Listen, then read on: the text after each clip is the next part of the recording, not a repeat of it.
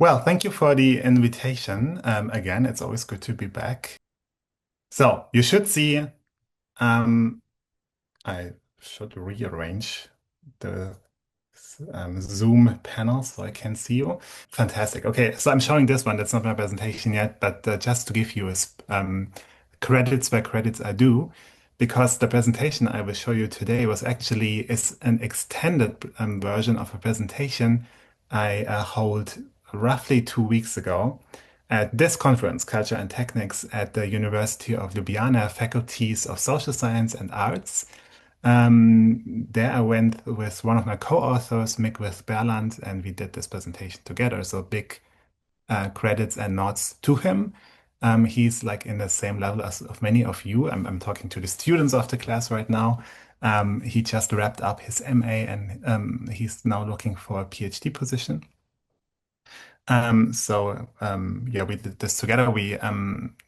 It's based on a paper we wrote with Mick and also with another colleague, Tanya Ravenak. They are both from the University of Copenhagen.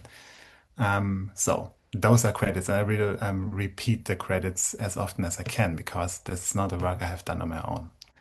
So now you should see my opened presentation. It's on critical approaches to GenAI in art and aesthetics, a very general title. Again, this is based on the paper we are currently working on. We are just wrapping it up at the moment, just polishing the edges. Um, it will be published in a journal I'm co-editing since a couple of years called Interface Critique. If you want to Google this just to do some shameless self-advertising here. This is open access, so you can download all the PDFs. And the current issue is just being launched right now. So it's actually the soft launch. It still has to be implemented on our website. The current issue is more about digital humanities in literature studies and history of literature. So that was guest edited by two colleagues from Freie University of Berlin. And the next one, which I'm talking about right now, where our article will probably will be published next year at some point. This will be an issue focusing on AI, generative AI, and all the stuff, which is so hyped at the moment. So, and again, this presentation is not only based on a paper, but the paper itself is based on a research seminar we conducted at the University of Copenhagen last year, which was called How Can Aesthetic Practice, or which evolved around the question, how can aesthetic practices critically engage with generative AI technologies? I will get back to that in a minute. Just to flag this, so this was a thing we did a while ago, and if you look on the date May 2024, it doesn't sound that long ago, but when we are talking about AI, May 2024 is like the Stone Age, 2024 is like the Stone Ages. So things are moving so fast, it's quite difficult to keep up.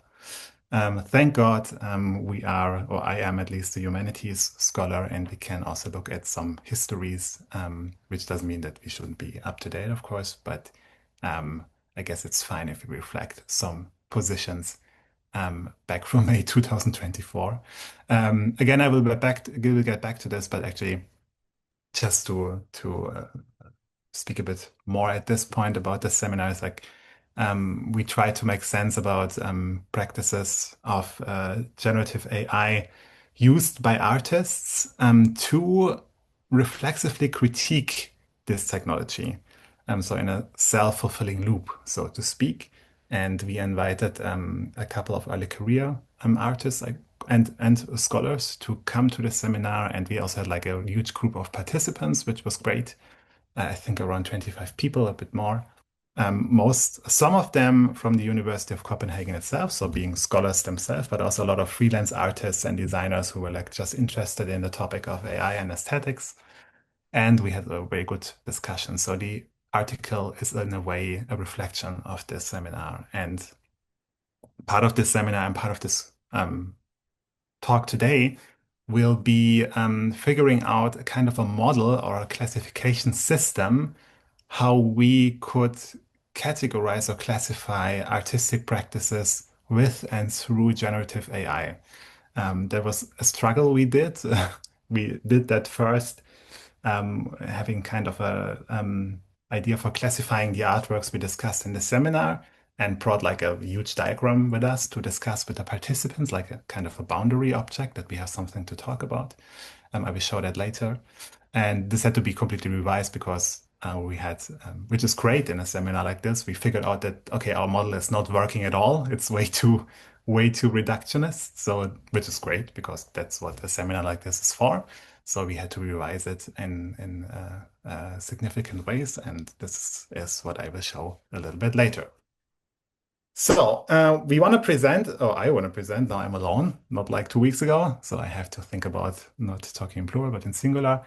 We want to present novel challenges of generative AI for critical practices. And we will also explain in a bit what we mean by critical practices.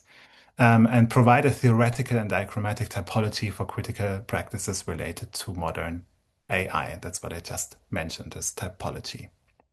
So we first start with the notion there's like a typical, again, like a humanities scholar approach. You have like a title, critical approaches and critical aesthetic approaches. And the first thing you do is, let's dissect the terms I'm using. What do they actually mean?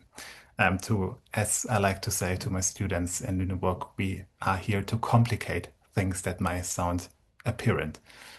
So we will first talk about what we mean by criticality or by critique, and then what we might mean by aesthetics or intervening aesthetics, which might be a kind of a tautology because the term of aesthetics I want to emphasize today is like always an intervention in a way.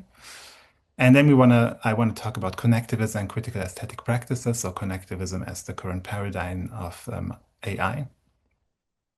Then we will talk about what I already did a bit about this research seminar on AI art and aesthetics. Then about the triangulation of critical aesthetic practices. I don't want to talk about that now. This is essentially the model for classification and its revision I just mentioned. And then I will have some conclusions, which also heavily, again, credit, are based on my colleague Mick's work, or our joint work. So again, these ideas are not my own, but I share them with Tanya and Mick. So we will start with the humanities stuff. What situated criticality? So I'm trying to read that out. So we will see some slides which I'm going to read out because they are concept slides. So I like to have them on my screen so it's pretty clear what we are talking about. I hope it will be clear though. So what we talk about when we talk about critical practices, and the notion of critical in my lecture points to the weird conundrum or paradox of characterizing artistic practices that take a critical position towards generative artificial intelligence, GenAI, where themselves employ these technologies in the process. So they use these technologies to reflect about how they work, about maybe their biases, about their power structures. So by applying these technologies, they are reflecting their context, their historicity, their social and cultural implications, and so on. This lack of critical distance, because working with the stuff we want to criticize is nothing new, also in theory about critique and criticism.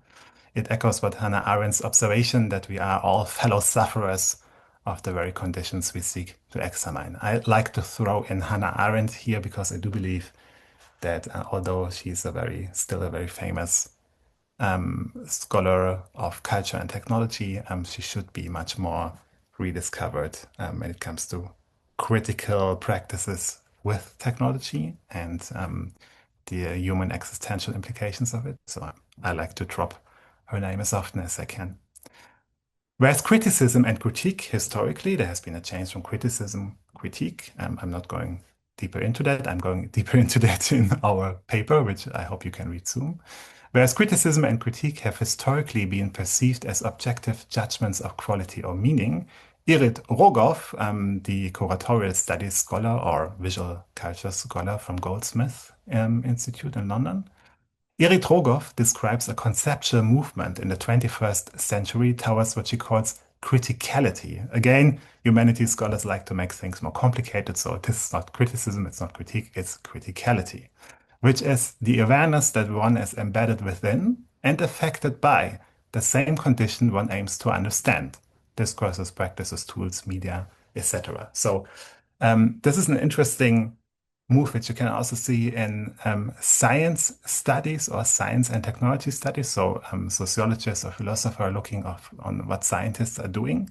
There's a move away, which you can, I guess, already see since the late 1970s or 1980s, that scientific research, and with Rogoff also criticism or criticality, is not something where a person, the scientist or the critic, is removed in an objective way from the object they are looking at, but they are also affected always by this object they are looking at, which totally deconstructs the notion of objectivity in a way. So it's always, we always have to be aware as an artist, as designers, as scholars, that when we talk and want to criticize about culture, generally construed, but also environmental issues, that we also parts and embedded in that. And of course, there has been like a huge discourse on that. Besides science studies and science and technology studies, most importantly, new materialism and post-humanism. So I guess some of you might know Bruno Latour, who Gesche just mentioned, the one who curated the exhibition I was part of in Karlsruhe, but also other scholars like Donna Haraway and so on. They are very deeply situated in this. And situated is already a term Donna Haraway coined to describe this constellation, which is the next paragraph here.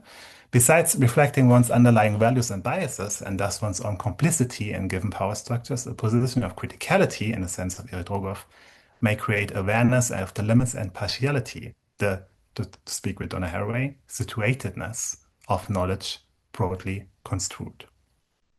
So we can only see when you are embedded in the things you want to criticize, and you only have a very specific, subjective, embodied, effective position on the object you want to analyze and criticize. And this is, of course, always partial, since you're not objective. Okay? So here's some heavy theory on criticism and criticality from the last 20 to 30 years in a nutshell. I hope you can still follow me. And I do hope so, because the question of aesthetics might be even more complicated, at least I think. Of course, when you talk about aesthetics, especially in the sphere of social media, you always usually, when you talk about aesthetics in the daily life, you might mean something beautiful. You might refer to art. You might refer to fashion. You might refer to people looking glamorous and shiny. But this is not at all actually what aesthetics is about. It used to be historically about, of course, beautiful art, very historically in the European tradition, but especially in recent years, it was quite amalgamated through various domains of perception, how human beings, and maybe also other beings, we might get back to that, perceive the world and how the world presents itself to us, and what mechanisms are at play here. We'll be talking more about it on the next two slides. So aesthetics is about the operations and conditions of making sense of what we perceive through the way things perceive themselves to us. That sounds quite complicated, but maybe I can elaborate in the next paragraphs. So it's a twofold operation, considering the appearance of things in the world, neither limited to visual phenomena nor to art. So it can be also, although aesthetics, when you read about aesthetics, is mainly about visual phenomena, but that's just because the European tradition is so much focused on writing and images. But it can also be, of course, be sound, even touch, olfactory, so smell. That's all like aesthetic aspects. And the subjective conditions of making sense of the world. So we have a very subjective perspective on the things that perceive themselves to us. So they are out there in the world, but we also have, being raised in a specific cultural context, by specific people at a specific time, we have specific ideas about those things, which Immanuel Kant would have called concepts. So the whole perception and the whole aesthetic experience is to map our concepts, the idea about, let's say, a car we see outside there. We don't perceive a car as a rolling box of metal on rubber circles, but we perceive it as a car without thinking about it. But this means that we need to know what a car is, etc. So we need to map our concept to the perception in the world. And this is essentially an aesthetic operation, which cannot be, of course, very biased. Sometimes you don't know what things in the world are. Sometimes things present themselves very differently, and then maybe you have to adjust your concepts. And this is where art and critical practices in art come in, because art has this wonderful possibility to not be forced to do things in a certain way, but maybe to lead to specific ruptures or play with contradictions in perception to show something unexpected, to show something which you usually don't see, to unveil things and to rupture your expectation and in the best case motivates you to readjust your concepts and ideas you have about this world, to adjust norms and normative ideas. Maybe to make you aware of your own biases, that you expect certain things or people to be in a specific way, and maybe they are not. So this is critical practices and artistic critical practices prerogative, so to speak. In this sense, in this notion of aesthetics, I like to work with the art historian or visual cultures scholar Alva Noé. I think he's a professor at Princeton, if I'm not mistaken. US American in any case. Following Albanoi's theory of perceptual knowledge, aesthetic experience is not something that happens to us as passive receivers fitting percepts to pre-made concepts. So we don't sit around and like take in like a machine, like a sensory apparatus, things in the world, and they are processed like a computer. But it is actively made, involving our bodies, actions, effects, the technologies we use, and the concepts we employ to make sense of the world, but which themselves change in aesthetic experience. So we actually have to put in, according to Alvanoy, work to understand our world outside, especially when we encounter an artwork, when it's very conceptual. We might not quite get what the artwork is about, but if we put in some work and effort, read about it, talk with people, like fellow visitors of an exhibition, and exchange about the artwork, we might get something out of it, which in the best case, according to Noé, challenges the concepts we already have of the world we live in. And now it's getting a bit epistemological. I hope you can still follow me. This connects aesthetics to the current 4E debate in cognitive science and the philosophy of mind. The 4E debate I'm just dropping here because I think it's a very powerful and very important debate in philosophy, particularly in the philosophy of mind, which is getting more and more important with generative AI and predictive AI. The four E's, they actually stand for embodied, enacted, expanded, and lived, I think. No, maybe that was already four. So something like this. So the main idea is, or the proponents of the 4E debate in cognitive science and philosophy of mind claim that cognition doesn't really only take place in the cognitive apparatus or in the neurological center, like the brain and our neurological peripheral system in our bodies, but that they are also expanded through our body in the world when we try to orient ourselves as a bodily being. But also they are expanded towards the tools and technologies we use, which is kind of fascinating, especially if you deal with technology that seemingly, or maybe not, but they seem like, are beginning to replace our cognitive functions, namely AI, doing creative stuff like generating text or images or sound or whatever. So the proponents of the 4E debate, they say, okay, when we talk about cognition, we cannot focus on the German, I don't know why I said German. I wanted to say on the human brain. We need to take into account the tools we use, be they smartphones, maybe a pen or a paper. When we do cognitive operations, which are quite complicated, we need essentially as human beings living in the societies we live now today, here in Europe or wherever else. We need tools and techniques to actually make sense of the world out there. Navigation system on our smartphones, computers, guiding systems. So, and they say this is becoming not only like an add-on on our cognition, so, but it's becoming part of the cognition. It's becoming very integrated. And this is very interesting also for the post-humanism debate, because then this whole debate about um, are artificial intelligence agents similar to human beings? Will they replace human beings, etc.? It becomes a bit empty in a productive way, and it's replaced by the question how we make up how human beings might be a part of a network of actors. This is a theory also brought forward by Bruno Latour, which you might have heard about, actor network theory.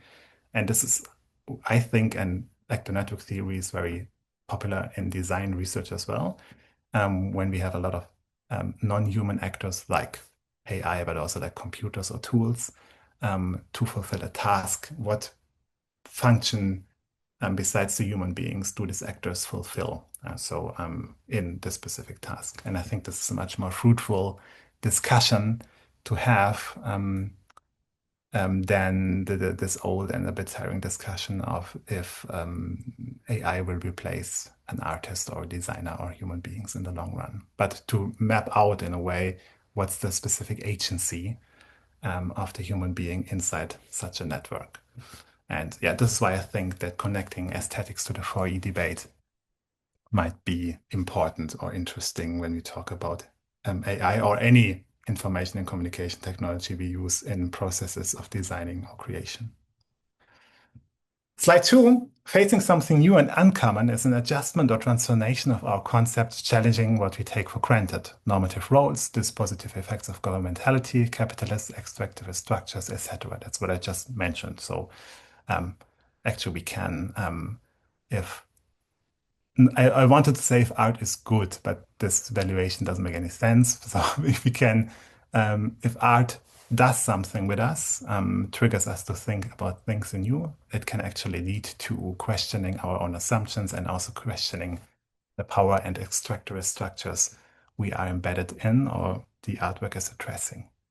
Artworks and artistic practice play a central role in providing such a challenge. They have the capacity to reorient us, as Edmund Husserl, the German philosopher and phenomenologist, put it, towards new values. So we can question our old values, so to speak, and maybe even figure out new ones. Or with Alva Noé, I quote him, "We enact values in bringing the world into focus. We change our values as we struggle to do so," unquote. The negotiation of values, including their common forms of representation, is a fundamentally political process. And here we come to a very famous, especially in recent years, theory of aesthetics by Jacques Rancière, the French philosopher. This negotiation, to speak with Rancière, quote, defines what is visible or not in a common space, endowed with a common language, etc. Artistic practices, again, according to Rancière, intervene in modes of being and forms of visibility. So essentially, Rancière is saying it's a negotiation how we visualize and how we formalize things, how we talk about them.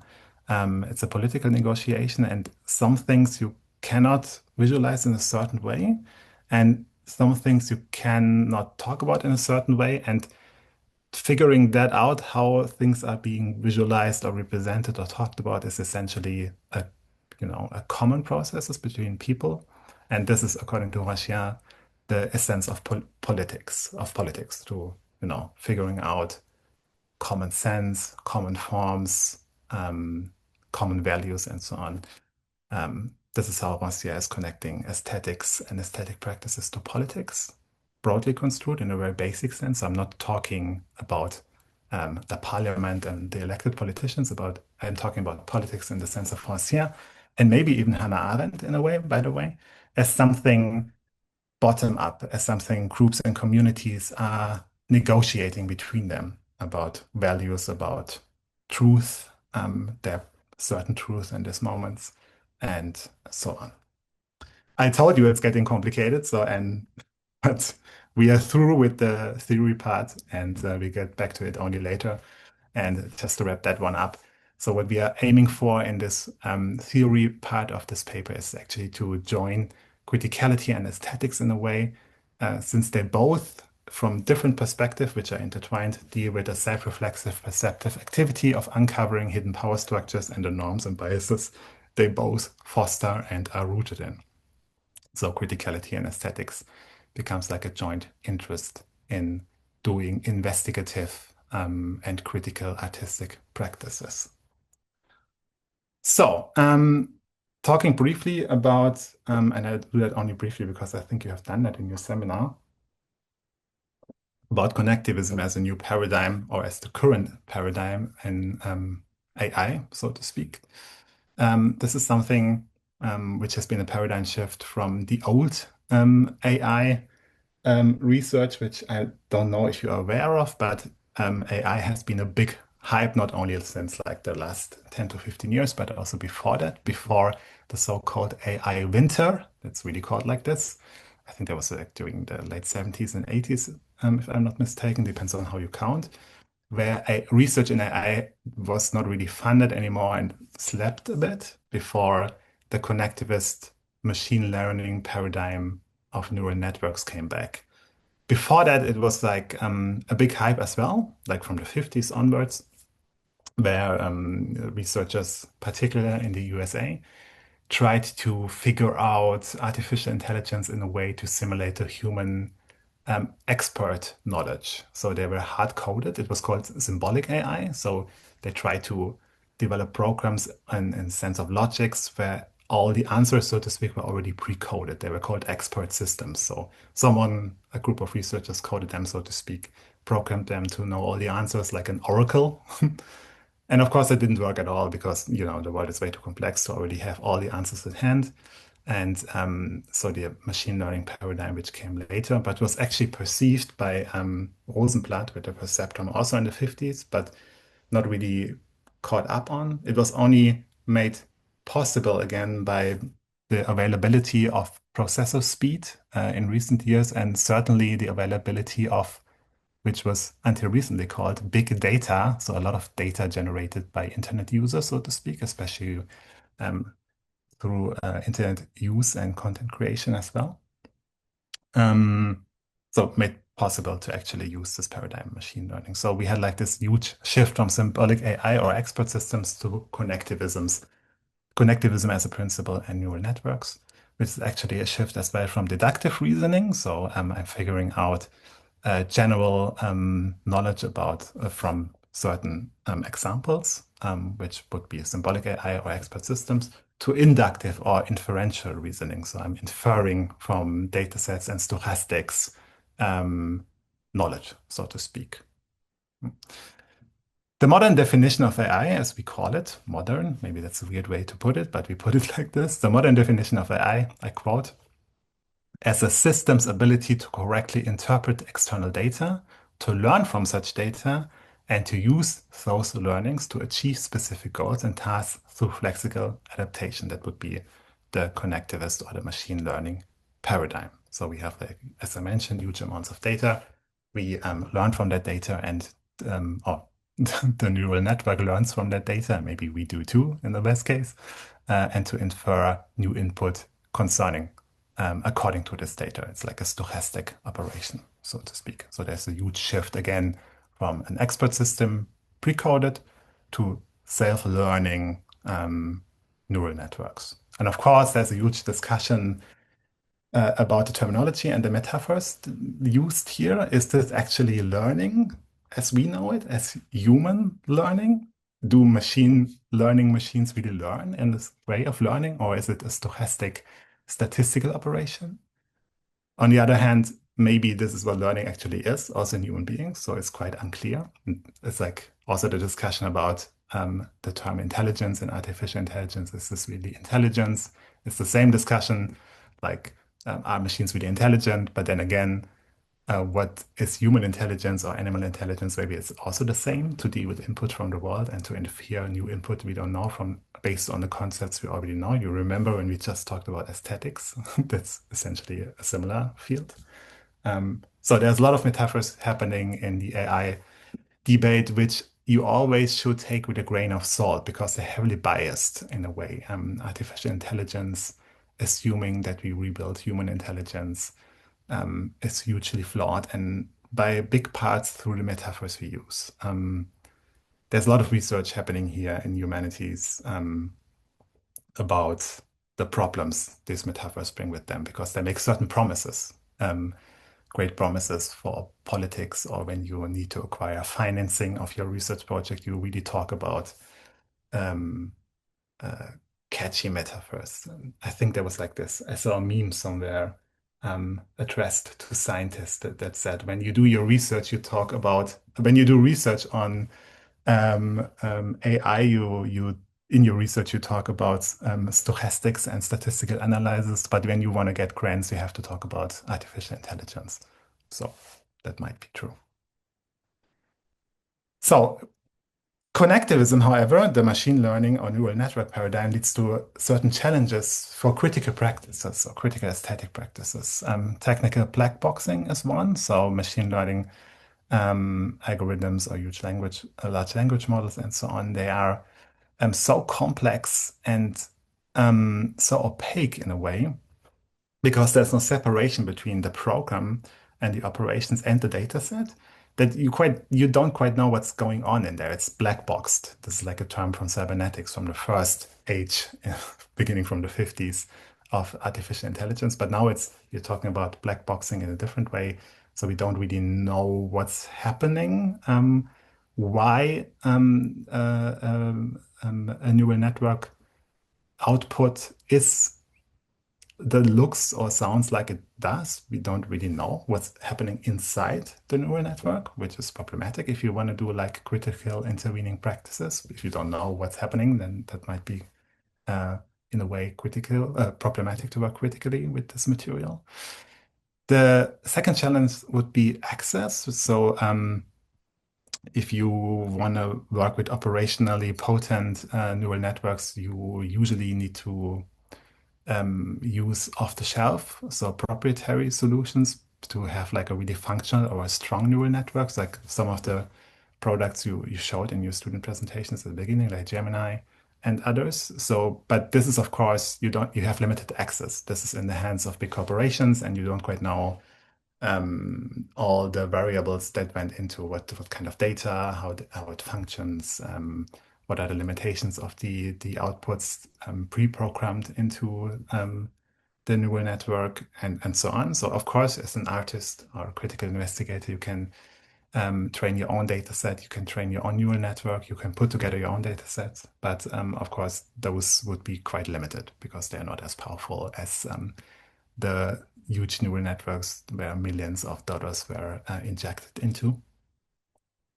And of course, the notion of relationality, so you don't quite know where your neural network actually is. Um, where would you locate it? Is it how to get access? Where would you locate it? Is it actually on a specific server? Is it on a range of servers somewhere in the cloud? Another metaphor which is kind of problematic in the cloud. So how to get access and how to actually grasp the neural network as a digital object. This is a term by Yuk Hui, who you can see here on the slide as the last reference, which I really recommend on the existence of digital objects. It's a book.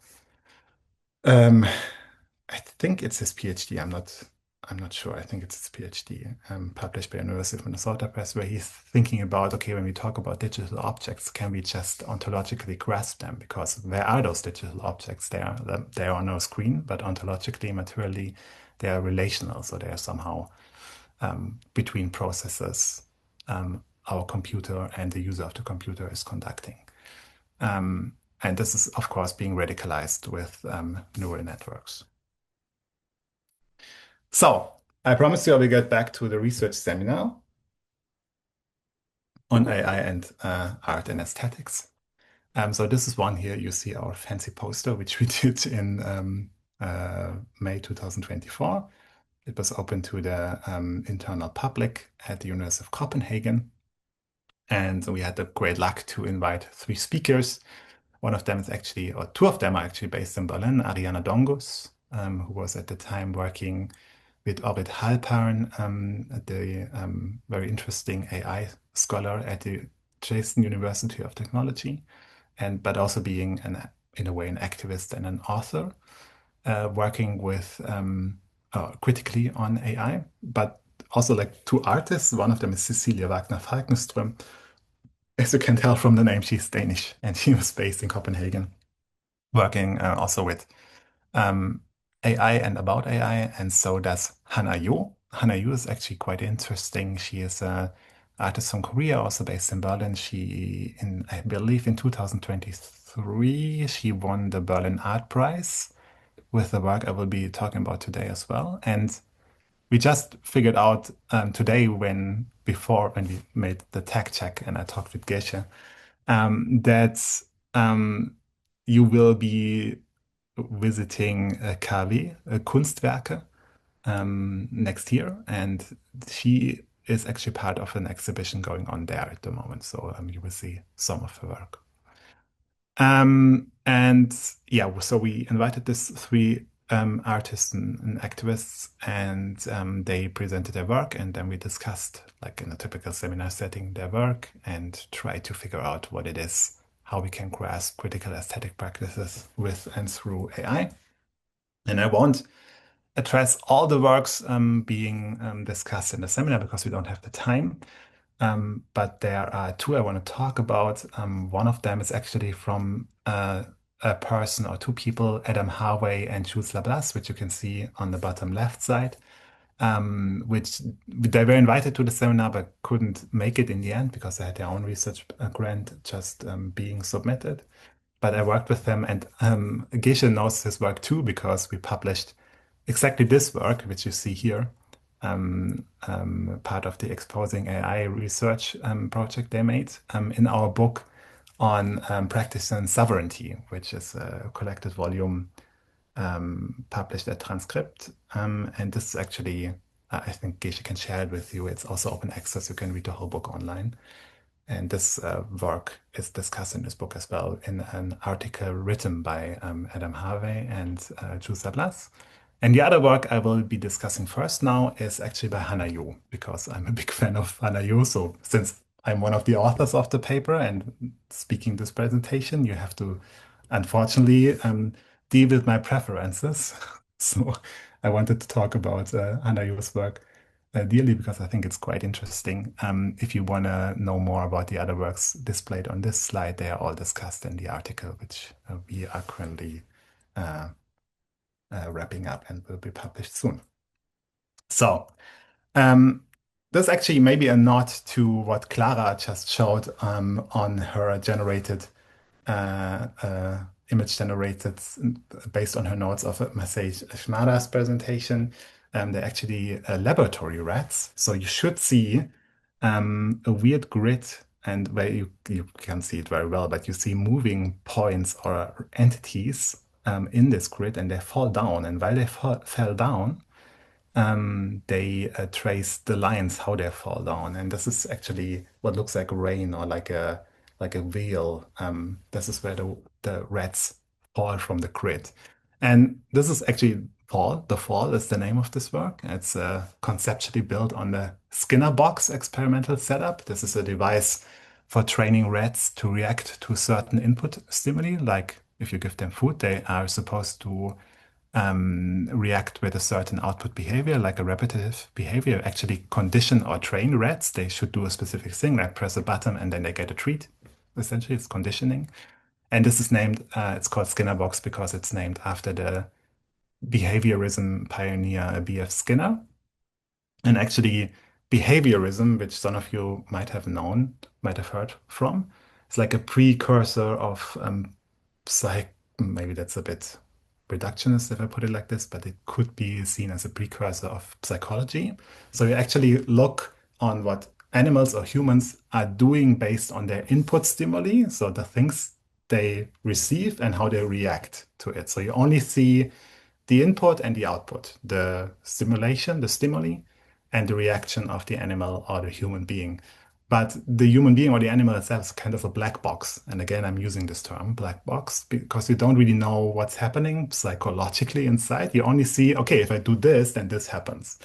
And actually, Hannah Yu's work is very much about drawing parallels between the black box paradigm in machine learning and the black box paradigm in behaviorism, which was a very common or very popular science in the 1930s to 1950s and later on. And it's weirdly rediscovered since a couple of years in behavioral economics, which I find strange. So when economics is trying to study behavior of consumers and decision makers, which is a weird.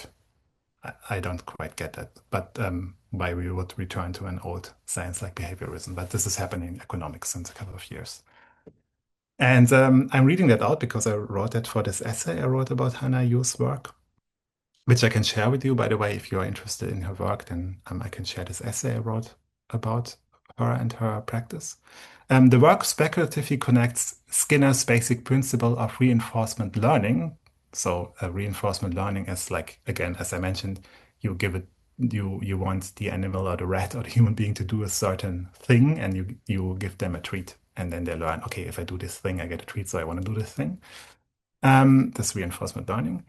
To the basic repetitive input-output or black box principle of training operations in machine learning, particularly apparent in the so-called human intelligence task of microtasking labor situations. So you do know, I guess, that the training or the labeling of data sets for machine learning. So like, okay, this image is a dog. It has to be labeled with metadata, and this can be done to a certain extent automatically. But in the first rounds, this is usually done by so-called human intelligence tasks, but or by human beings. Sometimes you do it yourself when you have like the website wants to make sure the website you're visiting that you're not a bot, that you have to click on some captures to see, okay, which of this is a car, or click on the images that are cars or like a traffic light. So we're actually in this moments you're actually providing data for labeling of data sets. So this is actually called human intelligence tasks. And you can be paid for that in microtasking labor situations, which are very precarious and very exploitative. So this is a very big extraction or exploitation of labor in this microtask labor situations. And the work Hannah Ewers has developed is actually a reflection on that. For the fall, for this virtual sculpture you see here, Hannah Yu employed the game engine Unity to place the red entities, the small dots you see there moving, as 3D game objects in a grid of 66 chambers. So these are those circles. And the reds were briefly trained by a machine learning algorithm for just 23 seconds. So that's pretty brief to execute a specific movement task. So they should move in a specific direction.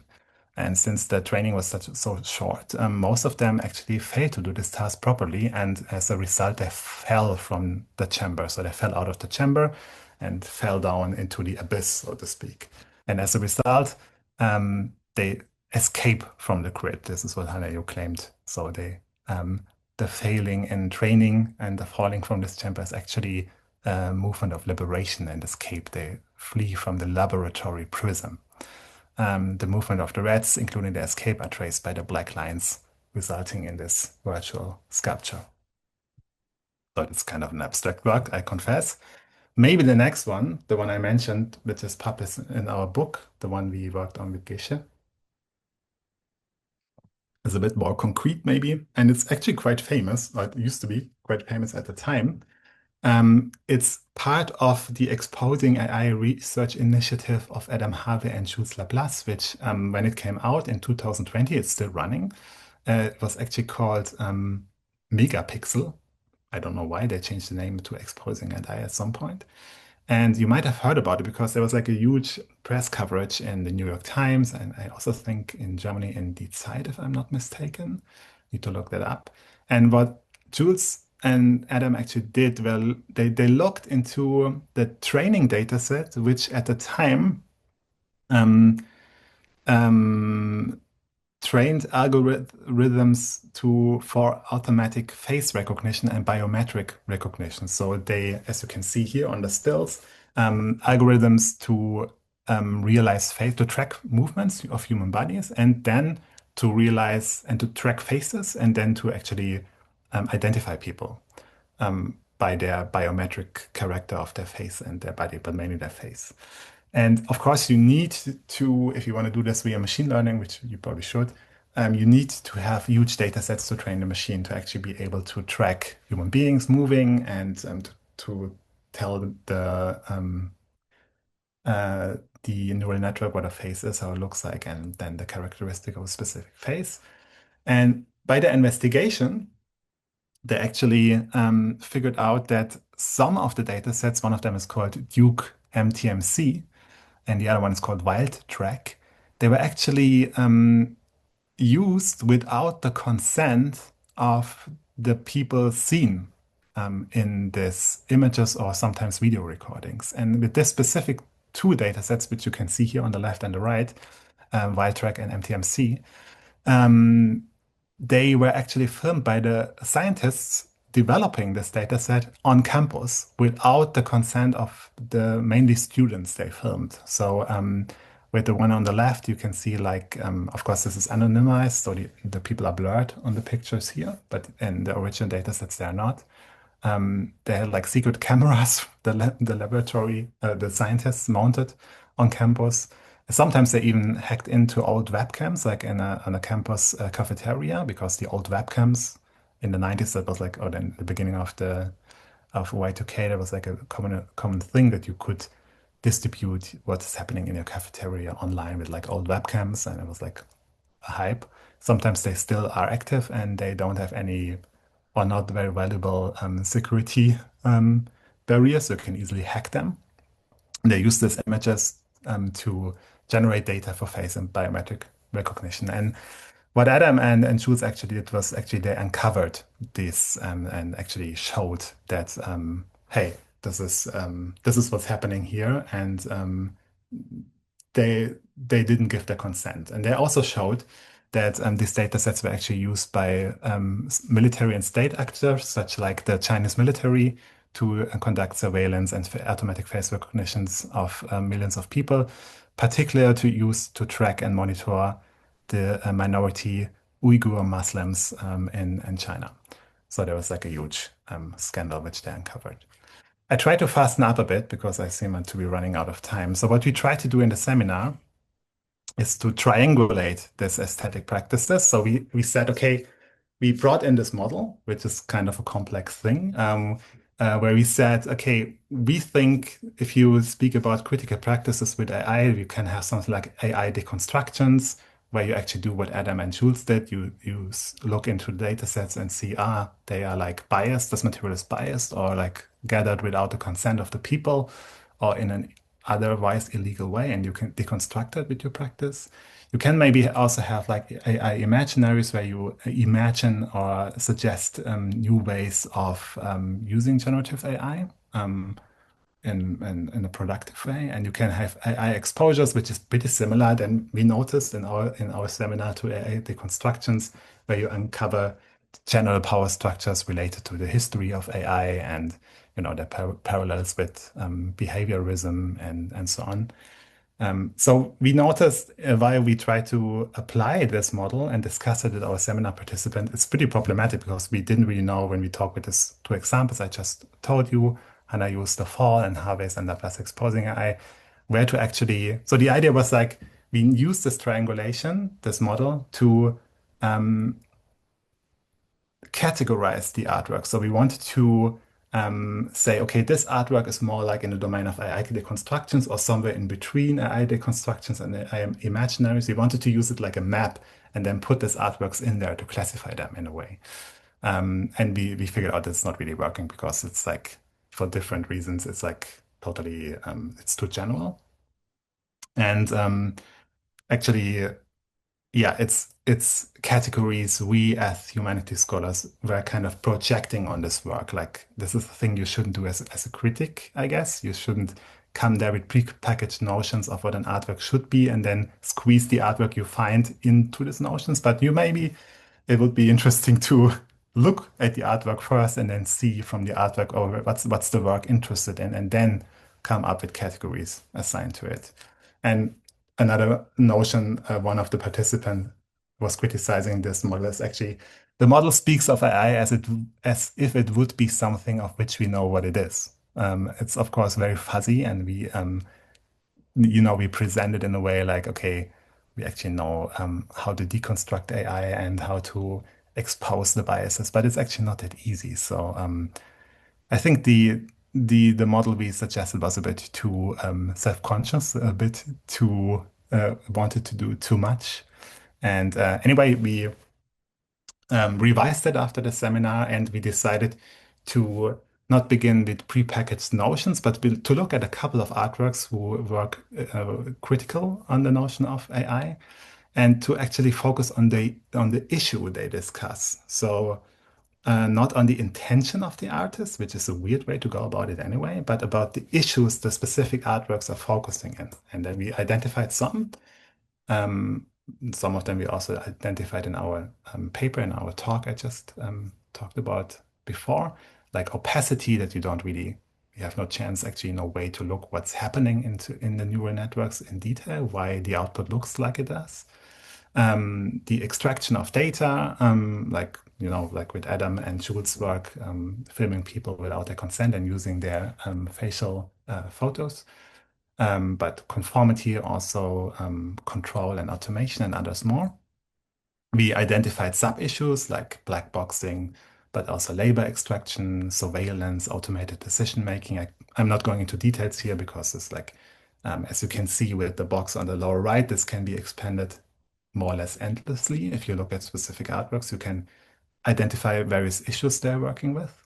And then you can actually add a Venn diagram, which we did because we discussed in the seminar. Okay, what do you need as an artist? Which kind of skill set do you need?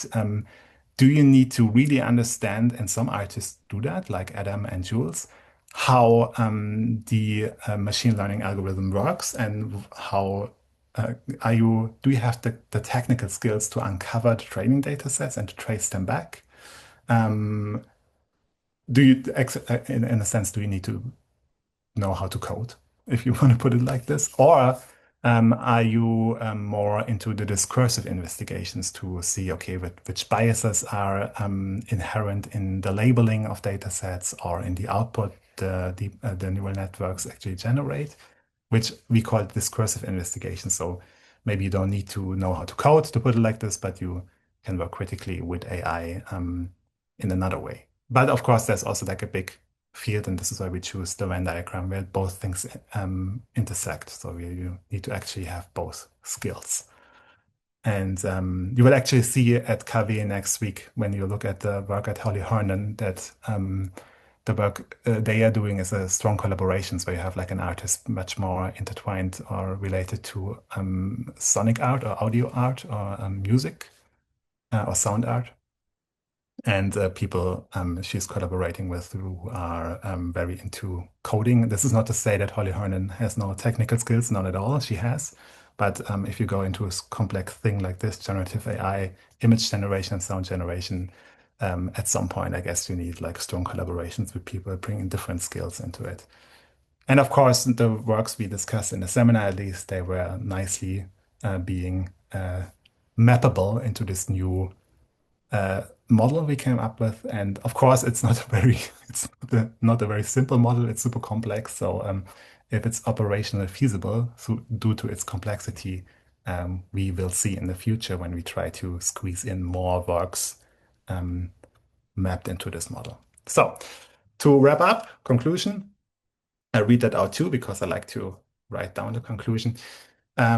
Conclusion number one of two, beyond connectivism, including wider historical, social, environmental issues. So we don't want to focus on the connectivism opacity, but on wider issues. In critical practices, opacity like black boxing, access, and rationality becomes just one concern among many issues when picking apart the dispositives of modern AI. Dispositives is a term by Michel Foucault, talking about power structures and there's systems that make them possible.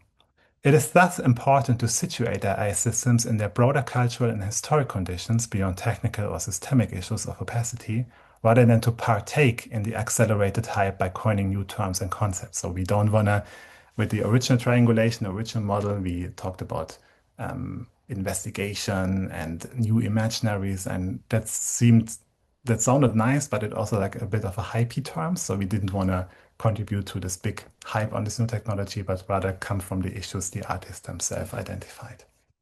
As noted by the cultural scholar Ruha Benjamin or by the, I think she's a software engineer, I'm not sure, Katie O'Neill, automated or predictive technologies leveraged for the expansion of surveillance, manipulation, and extraction cannot be accepted as radically new ideas to be judged solely on their merits. Rather, a position of criticality is necessary for the investigating artist to reflect and address their own position in the discursive or financial circles of hype, avoiding or at least limiting own complicity. Second, outcome, insight towards a more than human conception of critical aesthetic practices, because aesthetics and criticality very much focus on what humans are doing. And if you want to expand that to non-human actors, technology, AI agents, maybe you need a shift on the notion of criticality and to not only include humans, but maybe there are critical practices not addressed to human beings, but addressed to other actors as well. And this is actually one insight Mick, my colleague, came strongly up with. So this is credited to him. While our use of criticality insists on the co-constituting entanglements of humans and technology, the content of critique is here always addressed to other humans. Following the philosopher of technology, Joanna Selinska, the categories of humans, human agents, and technological instruments need to be fully deconstructed to comprehend the conditions of AI aesthetics, even contesting which actors can be considered creators and which one recipients. So who's the creator here, the human being? Does the AI agent, does this distinction make sense? That's up for discussion. This is in line in a more general sense with a new book actually by Anne Catherine Hales, which you might have heard in the seminar. In Anne Catherine Hales' recent approach to expand meaning making beyond the human agency and towards other forms of intelligence, and she's talking about microbes or artificial intelligence. Imagine a situation in which critical aesthetic projects were addressed to AI models themselves, like Adams and Joost exposing AI, or methods of poisoning AI with software such as Nightshade, which you actually can use to scramble, so to speak, data sets that they are not usable by AI, or not scrapable by bots, or if they're scrapable, it doesn't make any sense for, at least not for machine learning training. This could enable more immediate interventions into the unseen processings behind GenAI models by composing an ecology of automated or operational images not meant for human vision. So can we go beyond the human-centered AI approaches and beyond the human-centered notion of criticality and aesthetics? Thank you.